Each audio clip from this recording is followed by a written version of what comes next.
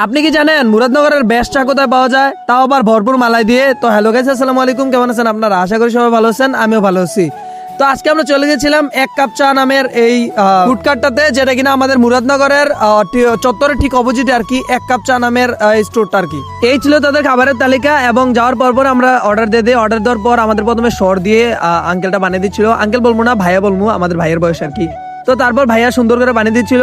আর guys, ভাইয়ের বানানোর স্টাইলটা আমার কাছে অনেক ভালো লাগে আর কেননা ভাইয়ের বানানোর স্টাইল বা অনেক পরিষ্কার পরিচ্ছন্ন আর কি। তারপর বনগুলো বা আমাদের রুটিগুলোকে সুন্দর করে মিল্ক এবং যেই মিশ্রণটা সেটা দিয়ে চুবানোর পর উপর দিয়ে সাদা তিল দিয়ে দেওয়া হয় আর কি। তো দেওয়ার পর এখানে সুন্দর করে আবার রুটিগুলোকে পোড়ানো হয়, যেটা কিনা আমাদের পোড়া রুটি বলে আর কি। তো তারপর এখানে আমাদের চা গুলো থেকে আবার একটু সুন্দর করে উপরে ইয়ে দিয়ে দেওয়া হয়, মিল্ক পাউডার দিয়ে দেওয়া হয়। তারপর আমাদের সার্ভ করে দেওয়া হয় মিল্ক পাউডার দেওয়ার পর।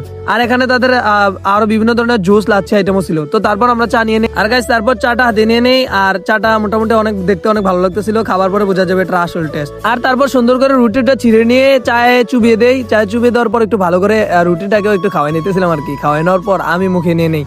আর গাইজ, বিশ্বাস করবেন না, মুখে নেওয়ার পর একটা জিনিস বুঝতেছিলাম যে আমাদের ঘুম থেকে বিট করার জন্য এটা অনেক যথেষ্ট। তো আর চার কথা কি বলবো, মুরাদনগরবাসী যারা আছেন তারা তো কমেন্ট করবেনই। আর আমার মনে হয় যারা আমাদের দেবিদ্বারবাসী আছেন তারা মুরাদনগর আসলে এটা ট্রাই করা মানে রেকমেন্ডেড হয়ে গেল। তো দেখাবো অন্য কোনো দিন নতুন কোনো ভিডিওতে। এ পর্যন্ত আসসালামু আলাইকুম।